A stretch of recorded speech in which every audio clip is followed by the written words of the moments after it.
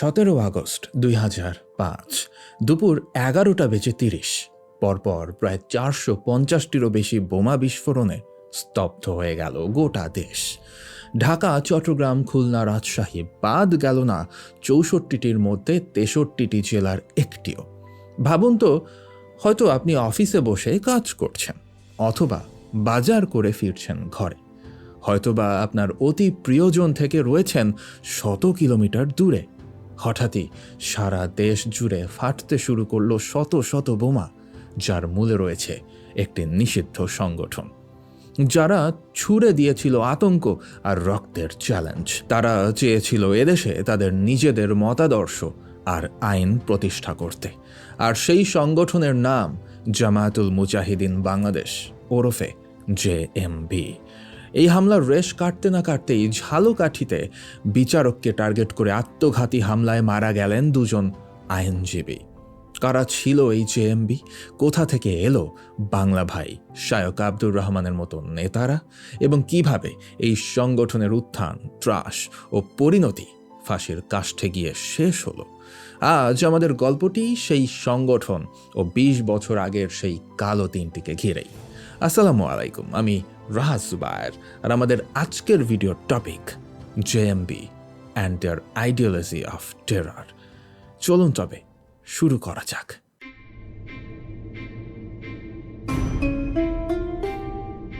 জামায়াতুল মুজাহিদিন বাংলাদেশ ওরফে জেএমবির মূল কারিগর ছিলেন জামালপুরের চরশিতে জন্ম নেওয়া শায়ক আব্দুর রহমান। 1978 সালে জামালপুর থেকেই ফাজিল এবং রাজশাহীর সুলতানগঞ্জ ইসলামিয়া মাদ্রাসা থেকে কামিল পাশ করেন তিনি। 1980 সালে স্কলারশিপ নিয়ে পড়তে চলে যান মদিনা ইউনিভার্সিটিতে। সেখানে থাকা অবস্থাতেই মিশরের মুসলিম ব্রাদারহুডের সঙ্গে তার যোগাযোগ হয়। তিনি অনেক আগে থেকেই বাংলাদেশে ইসলামী শাসন প্রতিষ্ঠার ব্যাপারে আগ্রহী ছিলেন। 1985 সালে তিনি দেশে ফেরেন, কিন্তু দেশের সবথেকে বড় ইসলামী দল জামায়াতে ইসলামীর মতাদর্শের সাথে একমত হতে না পেরে নিজেই একটি জিহাদি সংগঠন তৈরির পরিকল্পনা হাতে নেন। আর এরই সাথে বপন করা হয় জেএমবি নামক সংগঠনের প্রথম বীজটি। 1986 থেকে 1991 সাল পর্যন্ত তিনি সৌদি দূতাবাসে চাকরি করেছেন। পরবর্তীতে বিভিন্ন ব্যবসা করার ফাঁকে ফাঁকে বিভিন্ন ধরনের বই লিখতে থাকেন তিনি, যা পরবর্তীতে সংগঠনের সদস্যরা পড়ত। 90-এর দশকের মাঝামাঝি সময়ে শায়ক আব্দুর রহমান ভারতীয় জঙ্গি নেতা আব্দুল করিম টুন্ডার সাথে দেখা করেন। 1997 সালের শেষের দিকে তাকে নিয়ে যাওয়া হয় লাহোরে অবস্থিত লস্করে তৈয়বার প্রধান অফিসে।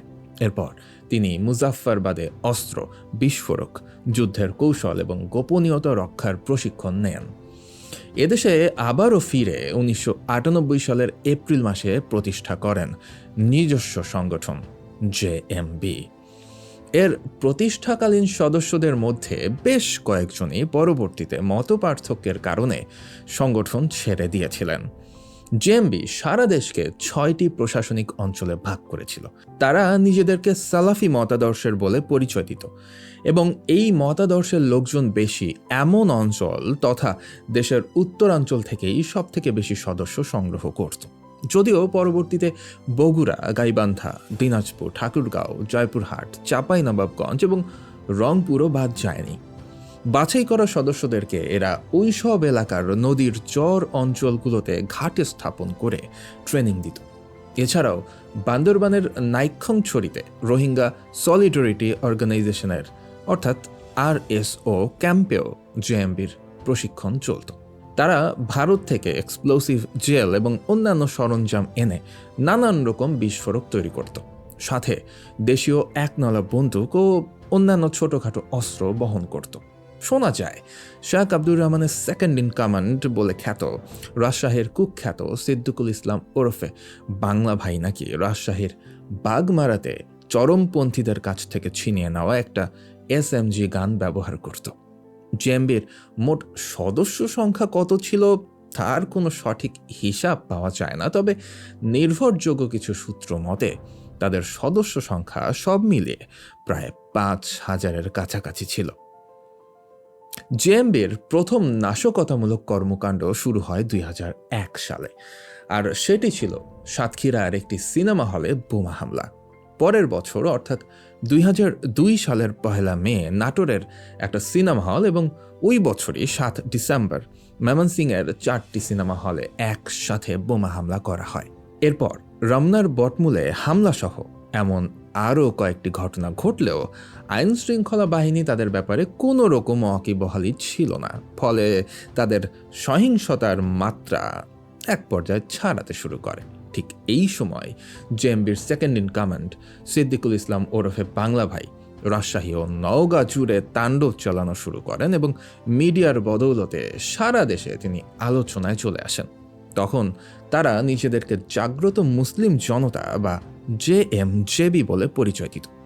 শুরু হয় তাদের বিরুদ্ধে জনগণের তীব্র সমালোচনা, আর এই সমালোচনার কারণেই 2005 সালের 23 ফেব্রুয়ারি জেএমবি এবং জেএমজেবিকে নিষিদ্ধ ঘোষণা করা হয়। কিন্তু এর ফলাফল হয় সম্পূর্ণ অপ্রত্যাশিত।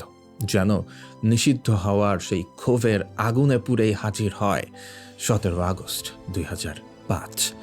এদিন দেশের 63টি জেলায় একসাথে কমপক্ষে 459টি টাইম বোমা ফাটায় জেএমবি। সকাল 11টা থেকে 11:30টার মধ্যে সুপরিকল্পিতভাবে চালানো এই হামলায় সারা দেশে ছড়িয়ে পড়ে আতঙ্ক। তৎকালীন প্রধানমন্ত্রী বেগম খালেদা জিয়া তার চীন সফরের উদ্দেশ্যে জিয়া আন্তর্জাতিক বিমানবন্দর ছাড়ার মাত্র 2 ঘন্টা পর বিমানবন্দরের অভ্যন্তরে সিঁড়ির ভেতরে বিস্ফোরিত হয় একটি বোমা এবং ধারাবাহিকভাবে সারা দেশের বিভিন্ন স্থানে একের পর এক বোমা বিস্ফোরিত হতে থাকে। রাজধানী ঢাকায় কঠোর নিরাপত্তা বেষ্টিত বাংলাদেশ সচিবালয়, সুপ্রিম কোর্ট চত্বর, প্রধানমন্ত্রীর কার্যালয়, ঢাকা জজ কোর্ট সহ ঢাকা বিশ্ববিদ্যালয়, রমনা পুলিশ সদর দপ্তর, হোটেল সোনারগাঁও, জাতীয় প্রেস ক্লাব, নিউ মার্কেট কোনো স্থানই বাদ পড়েনি সেদিন।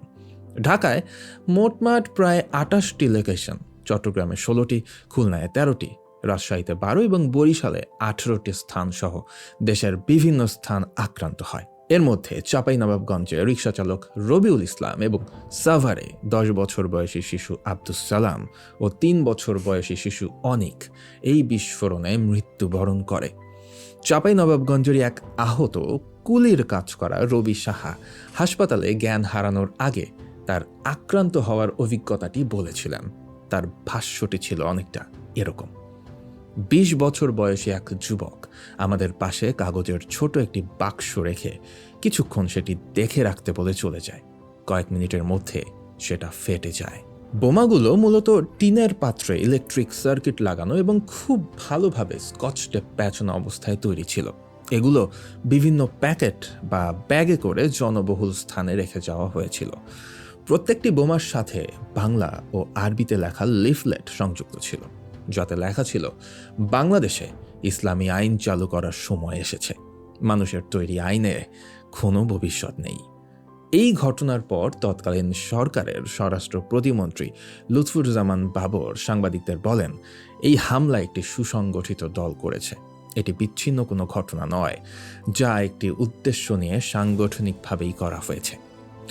এই নৃশংস হামলার পর নাশকতাকারীদের বিরুদ্ধে বেশ শক্ত অবস্থান নেয় সরকার। র্যাব ও পুলিশকে তাদের বিরুদ্ধে মাঠে নামানো হয়। কিন্তু এত কিছুর পরও নভেম্বর ও ডিসেম্বরে জেএমবি ঝালকাঠি, চট্টগ্রাম, গাজীপুর ও নেত্রকোনায় 5টি আত্মঘাতী হামলা চালায়, যা ছিল বাংলাদেশের প্রথম আত্মঘাতী হামলা। এর মধ্যে 2005 সালের 14 নভেম্বর ঝালকাঠিতে জঙ্গিদের বোমা হামলায় 2 জন বিচারক নিহত হন। মূলত এই ঘটনার পর আরও বেশি নড়ে চড়ে বসে সরকার। শুরু হয় জঙ্গি ধরপাকড়। 2006 সালের 2রা মার্চ সিলেটে নিজ বাড়ি ঘেরাওয়ের পর শেখ আব্দুর রহমান সপরিবারে আত্মসমর্পণ করেন। এর ঠিক 4 দিন পর ময়মনসিংহ থেকে সংঘর্ষের পর ধরা পড়েন কুখ্যাত বাংলা ভাই। এরপর খুব অল্প সময়ের মাঝেই জেএমবির প্রথম ধাপের সমস্ত শীর্ষ নেতাই ধরা পড়েন। দ্রুত বিচারিক কার্যক্রমের পর ঝালকাঠির 2 বিচারক হত্যার দায়ে তাদের মৃত্যুদণ্ডে দণ্ডিত করা হয়। 2007 সালের 3 মার্চ তত্ত্বাবধায়ক সরকারের আমলে জেএমবির প্রধান শেখ আব্দুর রহমান এবং বাংলা ভাই সহ 6 শীর্ষ নেতার ফাঁসি কার্যকর করা হয়। আর এভাবেই পরিসমাপ্তি ঘটে জেএমবির প্রথম অধ্যায়ের। শান্তির ধর্ম ইসলাম। কিন্তু যুগে যুগে জেএমবির মতো গোষ্ঠীগুলো এই শান্তির দর্শনকে বিকৃত করে সাধারণ মানুষের রক্ত আর আতঙ্কের ওপর নিজেদের ক্ষমতাকে প্রতিষ্ঠা করতে চেয়েছে। তারা ভুলে যায় কোনো ধর্মই নিরপরাধ মানুষের জীবন, রক্ত আর সম্পদ নষ্ট করার অনুমোদন দেয় না। তারা নিজেদের আল্লাহর সৈনিক বললেও আসলে তারা ছিল মানবতার শত্রু। সন্ত্রাসবাদের কোনো ধর্ম নেই, এর একমাত্র পরিচয় ধ্বংস। আমাদের আজকের ভিডিওটি এই পর্যন্তই। এমনই রোমাঞ্চকর, অপার্থিব, প্রহেলিকাময় সব তথ্যে পরিপূর্ণ ভিডিও মিস করতে না চাইলে সাবস্ক্রাইব করে ফেলুন আমাদের চ্যানেলটিকে আর ফলো করুন আমাদের ফেসবুক পেজটি। দেখা হচ্ছে আগামী ভিডিওতে। Till then, lights out.